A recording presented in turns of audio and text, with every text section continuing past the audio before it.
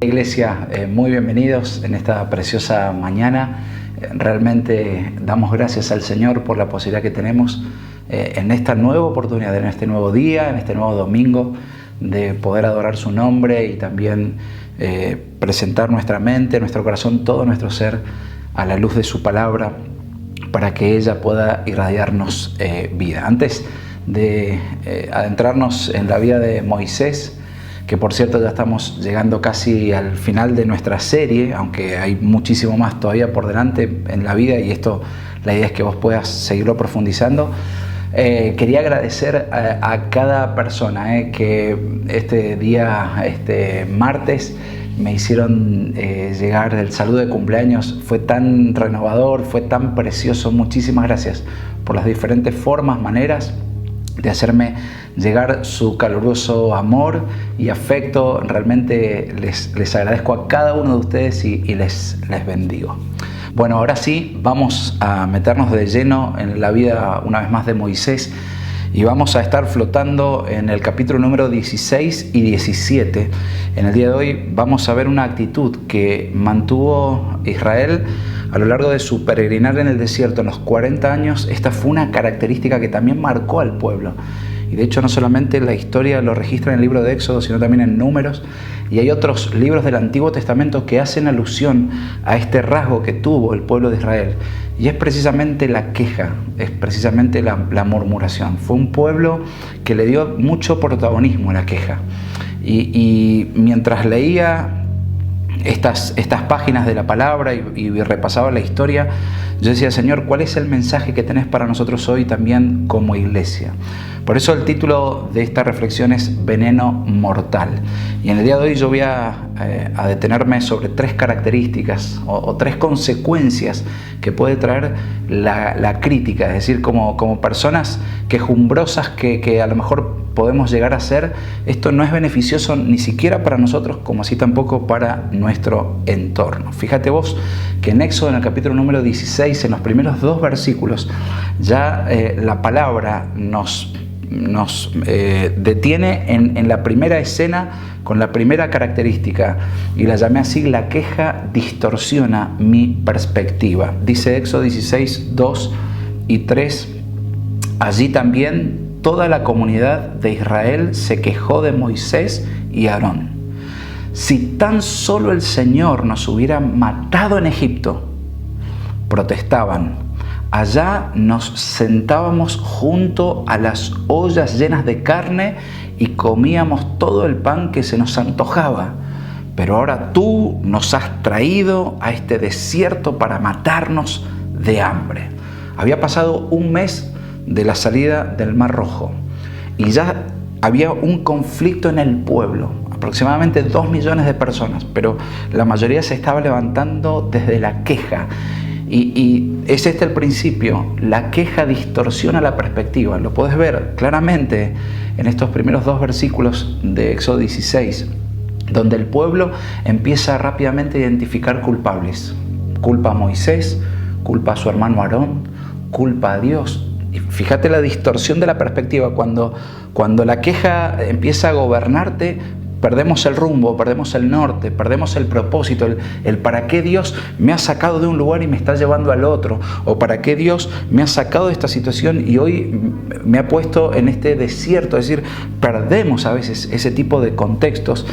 Fue tan claro que dice: si tan solo el Señor nos hubiera, fíjate vos, matado en Egipto. Mirá el pueblo que pudo presenciar las obras del Señor y ahora estaban diciendo: si tan solo Dios nos hubiese matado en Egipto. ¿Te das cuenta cómo la queja nubla nuestra vista, nos distorsiona, nos hace nulo también el pensamiento, lo hace confuso, hace que todo se torne en un ambiente de gris, en un ambiente de oscuro, como diciendo: no tiene sentido, no tiene propósito.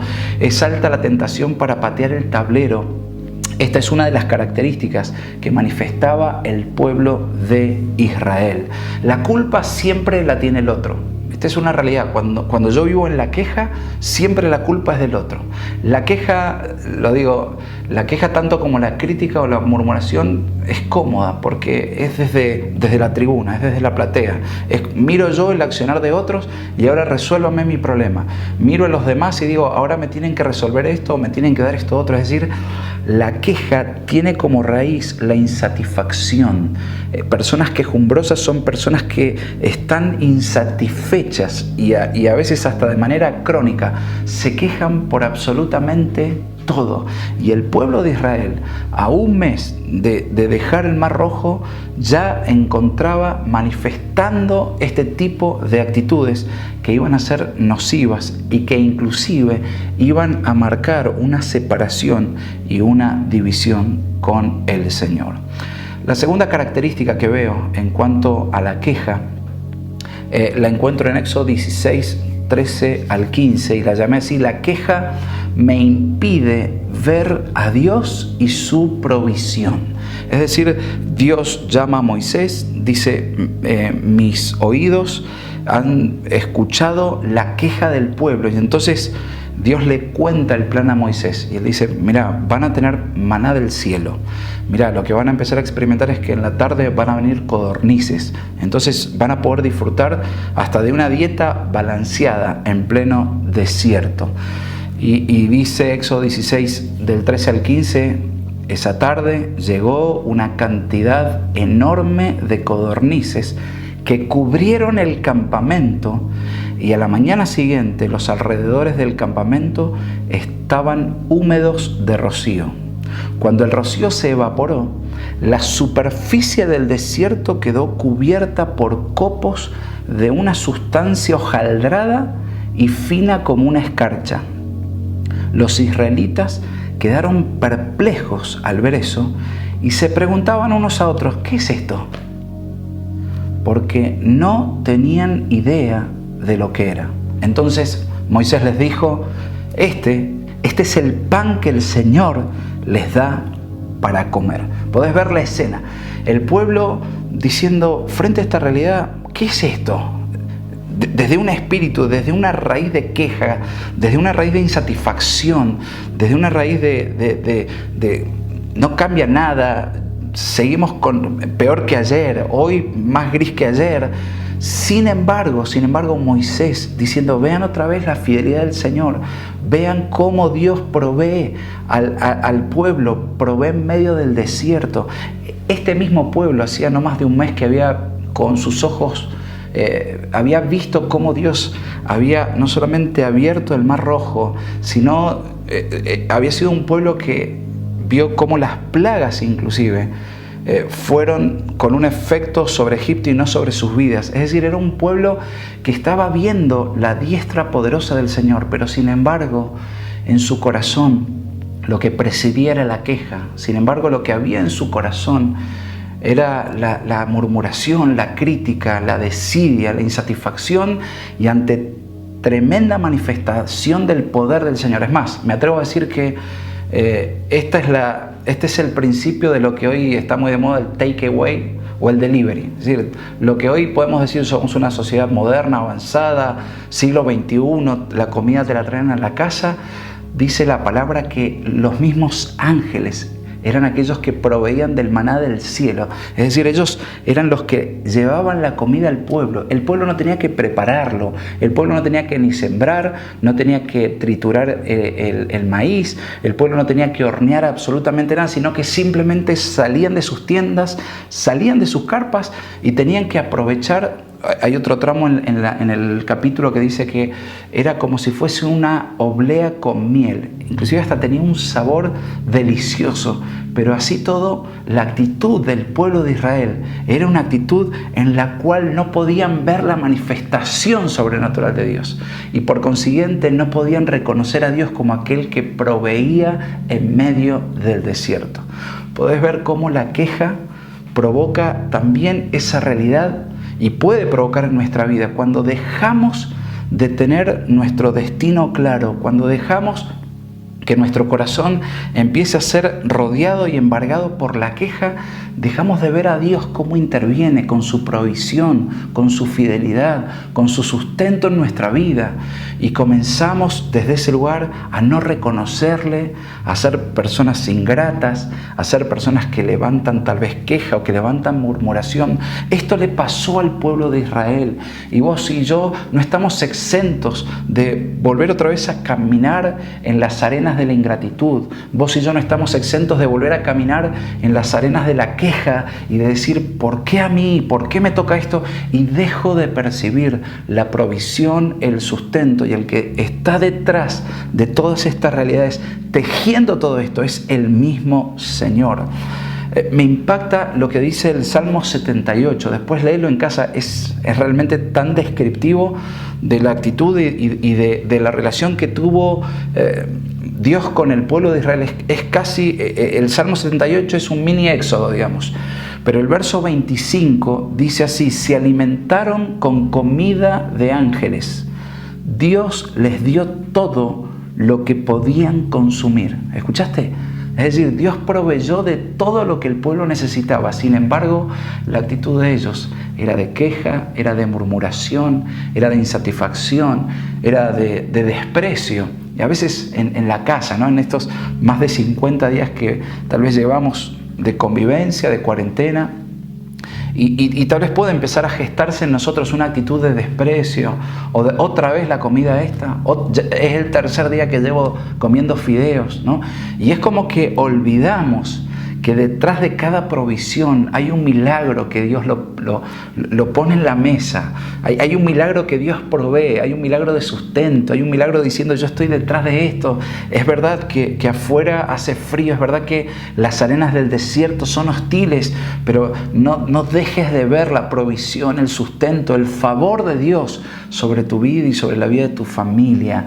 Porque si le das lugar a la queja, si le das lugar a la insatisfacción, si le das lugar a la murmuración, vas a dejar de ver, tus ojos van a dejar de ver la misma presencia de Dios, y al mismo tiempo no vas a ver cómo Él provee sobre tu casa, provee sobre tu familia, provee sobre tus necesidades, provee sobre tus realidades.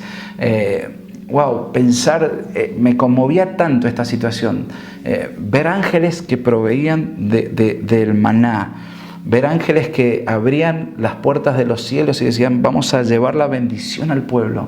Pero sin embargo, por una actitud incorrecta, el pueblo hasta se acostumbró a lo sobrenatural de Dios y dejó de reconocerlo. Esto me impacta. Es decir, vos tal vez has visto la mano de Dios sobrenatural en tu vida, has visto cómo Dios ha intervenido contra toda ley, contra todo diagnóstico, contra todo pronóstico, y sin embargo tal vez te has acostumbrado a eso y has dejado que la queja, que la insatisfacción, no, porque ahora tengo un gusto más refinado, no, porque en casa siempre se cocina así, ya estoy cansado de esto.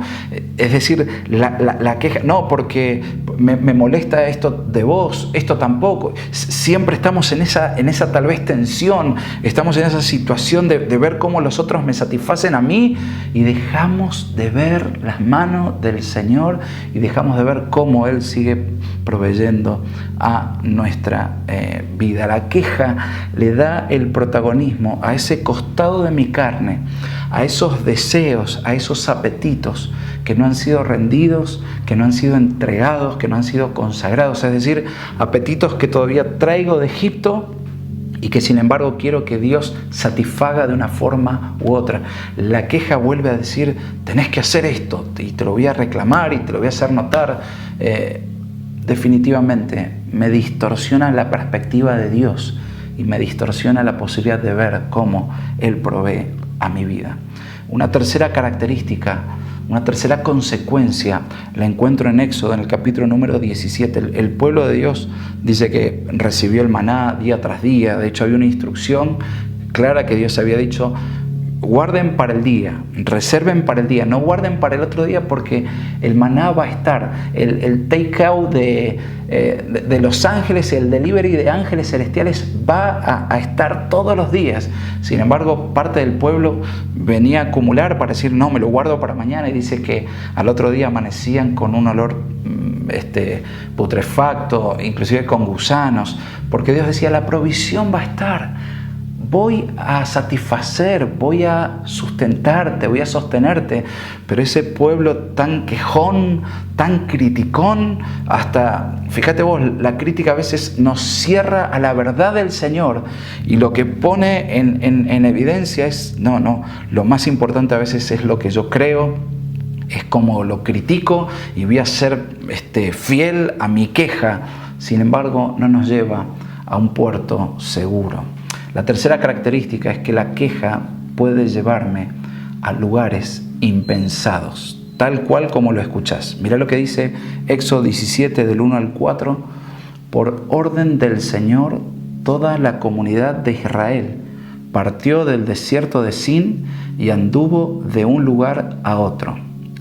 Finalmente acamparon en Refidim, pero allí no había agua para que el pueblo bebiera.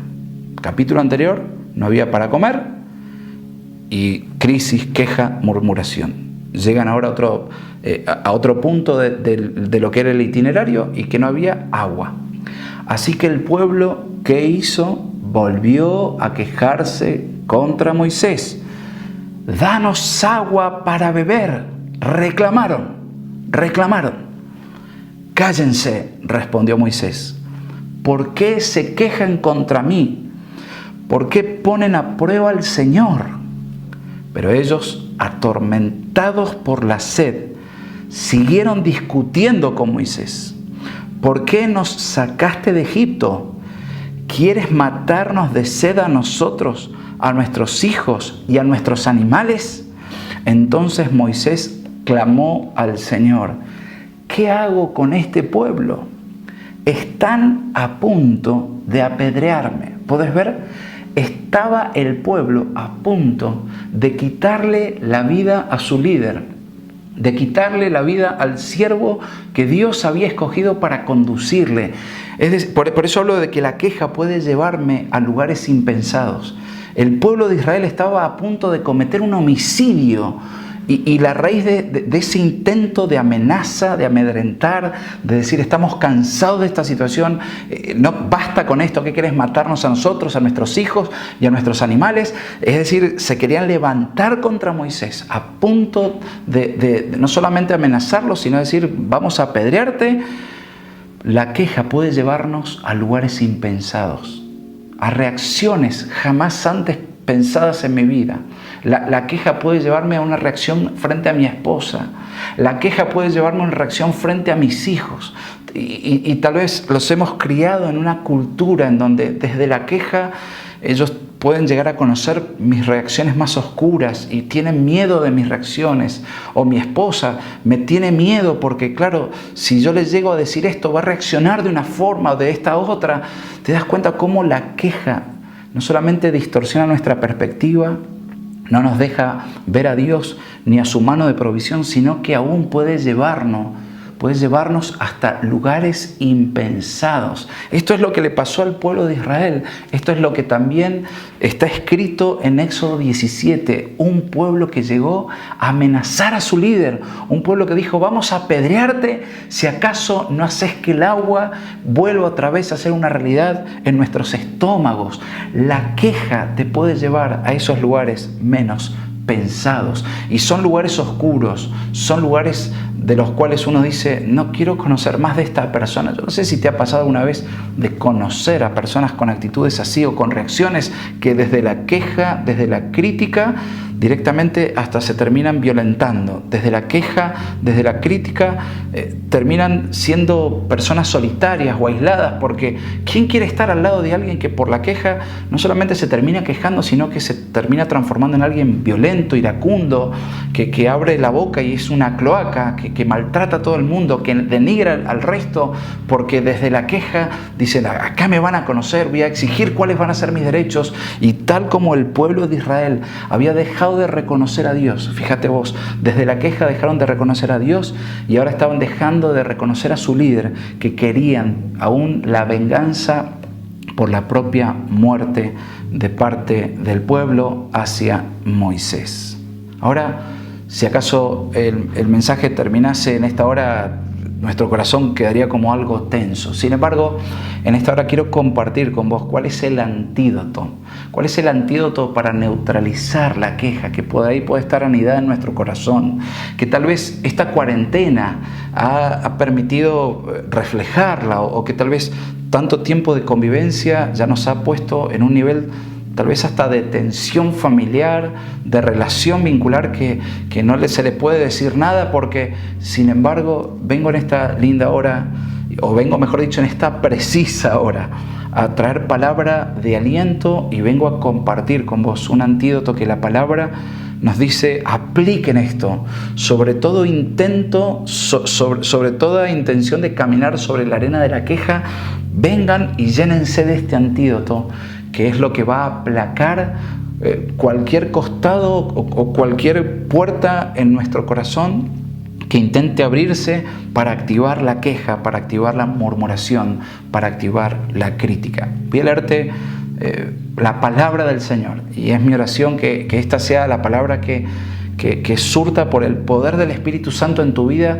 ese efecto de decir: Señor, yo necesito renovar esta realidad en mi corazón. Dice Primera de Tesalonicenses 5 del 16, dice: estén siempre alegres, oren sin cesar, den gracias a Dios en toda situación, porque esta es su voluntad para ustedes en Cristo Jesús. ¿Podés ver esto?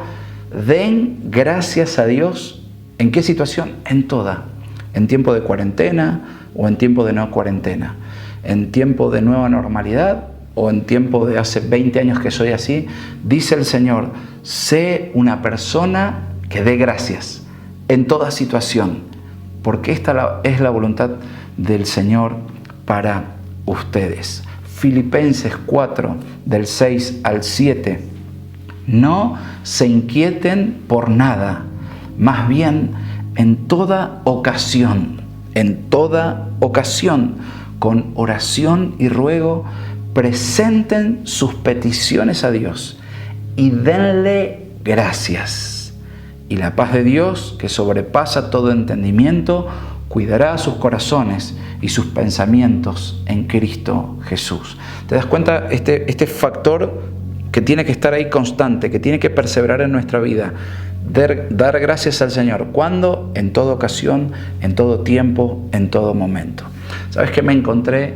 Que en el libro de Colosenses es uno de los libros que mayor cantidad de textos tiene referidos a la gratitud. Así que si estás medio falto de gratitud, te invito a que esta semana puedas leer el libro de Colosenses, porque vas a encontrar al apóstol Pablo alentando a la iglesia de Colosas, y vas a ver cómo la gratitud se cuela a lo largo de esas páginas. Colosenses 3:17 dice: y todo lo que hagan, de palabra o de obra, háganlo en el nombre del Señor, dando gracias a Dios el Padre por medio de Él. Es decir, todo lo que hagas de boca, que tu boca prorrumpa en gratitud, que tu boca prorrumpa en honrar desde la gratitud. Da gracias. Antes que la crítica, da gracias, da gracias. Colosenses 3:17. Mira lo que dice Colosenses 3:15. Que gobierna en sus corazones la paz de Cristo, a la cual fueron llamadas en un solo cuerpo, y sean agradecidos. ¿Lo ves? Y sean personas agradecidas. No den lugar a la queja, no den lugar a la crítica, no den lugar a la murmuración o a la insatisfacción. Ante todo, sean personas agradecidas. Por último, Colosenses 4:2. Dedíquense a la oración, perseveren en ella con agradecimiento. Fíjate vos cómo vincula el apóstol Pablo: sé una persona de oración, pero que a tu oración nunca le falte el agradecimiento. Encuentro la base bíblica para decir, hay mucha crítica, hay mucha queja, hay tal vez insatisfacción en tu vida, le está faltando oración a tu vida. Si acaso mi esposa identifica: che, te estoy notando muy quejoso, te estoy notando que refunfuñás todo el tiempo, quejumbroso, lo más probable es que me esté faltando oración, porque la oración ante el Padre activa en mi vida esa perspectiva de reconocer un plato de comida, que hoy día pueda abrir la palabra del Señor, que hoy pueda vestirme, que hoy pueda pagar los impuestos, que hoy pueda mirar a mi familia, y todo esto no lo doy por sentado, sino que al contrario, pueda tener una actitud de agradecimiento. Podés ver cómo el apóstol Pablo es enfático en todas sus cartas para que el pueblo del Señor sea un pueblo que se levante en gratitud y no en queja ni en murmuración. Yo quiero invitarte que en esta hora, en un instante, vos puedas mirar a los que te están rodeando. Ahora, hacelo ahora. Tómate un segundo y mírales desde la gratitud. Mírales, contemplales. Tal vez ha sido una semana en la cual nos dijimos cosas que no nos teníamos que decir. Tal vez fue una semana que le dimos lugar a la queja y quebramos relaciones, nos lastimamos, nos herimos. Así como el pueblo de Israel dejó de percibir la mano del Señor, dejó de reconocerle a Él, dejó de reconocer a su líder. Tal vez esta convivencia prolongada ha hecho que te estés volviendo una persona quejumbrosa. Vengo a decirte en esta hora, mira a esa persona y al terminar el encuentro, dedicarle un tiempo para decirle gracias. Mira, la gratitud nos posiciona en el lugar correcto. Ser personas agradecidas nos hace ver con una perspectiva clara que Dios está por encima mío y que Él es quien me sustenta, quien me sostiene, quien me alienta. Pero también la gratitud me permite ser una persona afable, cercana, cálida, humilde con aquellos que me rodean. Por eso, si acaso vos hoy vas a hacer minutos nada más servido con un plato de comida caliente en casa, decís gracias, gracias. Si acaso en esta mañana vos pudiste vestirte, decís gracias, gracias Señor. La gratitud es algo que se aprende, es algo que se debe cultivar. Queridos papás, yo quiero alentarles en esta hora a que sigan educando a sus hijos con una actitud de agradecimiento. Nos ha pasado a nosotros en casa, en este fenómeno de youtubers, y a veces vemos a niños, porque es la realidad de nuestros chicos, que de repente están en una actitud de reclamo hacia los padres y exigencias para que un capítulo más de su rol como youtuber pueda tener más vistas y lo que fuere, y sin embargo estamos identificando que a veces ese tipo de actitudes nuestros hijos empiezan como a adoptar. Por eso para nosotros esta palabra también es un desafío. Hijos, sean agradecidos. Padres, cultiven un estilo de vida de gratitud, que nuestros hijos aprendan la gratitud, que nuestros hijos abandonen la queja, que nuestros hijos abandonen el reclamo, que nuestros hijos abandonen la crítica, que nuestros hijos abandonen la murmuración. Es decir, son todas situaciones aún hasta condenables por las cuales Dios se mantuvo alejado en diferentes etapas en este peregrinar del pueblo de Israel a lo largo del desierto. Somos llamados como familias, como personas, como discípulos del Señor, a no transitar en la crítica, a no caminar desde la queja, sino muy por el contrario, ser personas agradecidas. Y yo sé que a veces el contexto, la realidad económica, política, social de nuestro país es casi como que te la deja picando para que vos hagas el gol y vos digas, tengo todo para criticar, tengo todo para quejarme, tengo todo para murmurar. Sin embargo, el Señor nos llama, ante todo, dice, levantá ruego, levantá clamor, levantá oración, pero que todo eso esté bañado de gratitud, que todo eso esté bañado del reconocimiento de nuestro Dios. Dice el apóstol Pablo, y para terminar, en 1 Corintios capítulo número 10, cuando a la iglesia de Corinto le está relatando algunas enseñanzas del pueblo de Israel, dice 1 Corintios 10:10, y no murmuren como lo hicieron algunos de ellos, y luego el ángel de la muerte los destruyó. Escucha esto, esas cosas les sucedieron a ellos como ejemplo para nosotros. Se pusieron por escrito para que nos sirvieran de advertencia a los que vivimos en el fin de los tiempos. ¿Te das cuenta? Esto que sucedió hace miles de años atrás ha sido expuesto y en el día de hoy lo hemos compartido para que en nuestra vida volvamos otra vez a poner en la mesa y a decir: Señor, si acaso hay crítica, te pido perdón. Si acaso hay murmuración, si acaso hay queja, si acaso hay insatisfacción, primero vengo a decir: acomodo otra vez mi perspectiva.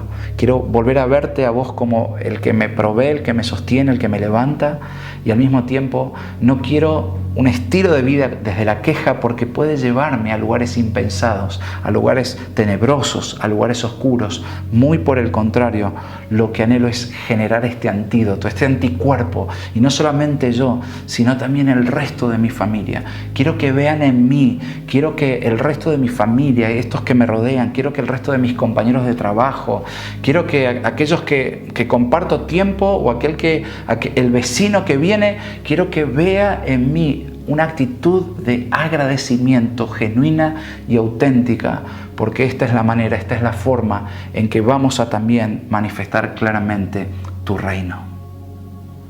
Te invito ahora sí a que puedas inclinar tu rostro o cerrar tus ojos. Vamos a orar al Señor. Amado Papá, queremos darte gracias, como lo dijo el apóstol Pablo, por estas advertencias, por estos semáforos con luz amarilla que nos recuerdan: no es por ahí el camino, no es esa la actitud, no es esa la forma de proceder o de vivir en estos últimos tiempos. Danos, Señor, la gracia, danos la fortaleza espiritual, pero al mismo tiempo danos la humildad de reconocer que si acaso hemos tomado las armas de la crítica, esta es una mañana para desarmarnos, para deponer las armas y decir: Señor, quiero tomar el camino de la gratitud, el camino del reconocimiento, el camino de la honra. Gracias porque podemos aprender del pueblo de Israel. Líbranos de ser personas que nos acostumbremos a la manifestación aún sobrenatural de tu nombre, a la manifestación sobrenatural de tu poder, y no reconocerte, no dar la gloria debida a tu nombre. Libra nuestro corazón, libra nuestra mente, libra, Señor, nuestra vida de ser personas que olviden el camino de la gratitud y empiecen a presidirse por el camino de la queja y de la crítica. Que podamos ser un pueblo pertinente a este tiempo, o a estos tiempos, a los últimos tiempos, y que nuestra manera de vivir te honre también desde la gratitud, reconociendo el para qué nos has sacado de Egipto. Y Cristo Jesús, como nuestro libertador, nos está llevando a esa Canaán, a esa tierra prometida, a esa tierra en donde va a fluir la leche y la miel. Pero también, Señor, en este transitar en el desierto, que nunca nuestra mirada deje de reconocerte como el hacedor, como el proveedor, como el sustentador. Y de esta forma vas a librarnos de ir a lugares impensados que tienen que ver con la crítica y la murmuración, sino muy por el contrario. Queremos darte gracias, porque el camino que nos propones es el de la gratitud. Te honramos, te bendecimos en esta mañana, y danos la gracia también en esta hora de poder honrarnos mutuamente. Danos la gracia de terminar ahora el encuentro y de poder tomar el tiempo para decirnos unos a otros: gracias, gracias. Se establezcan puentes de reconciliación, se establezcan puentes de diálogo, de restablecer vínculos. ¿Desde qué lugar? Desde la gratitud. Te honramos y te bendecimos en el nombre que es sobre todo nombre, en el nombre de Jesús. Amén, amén y amén, Señor. Amén.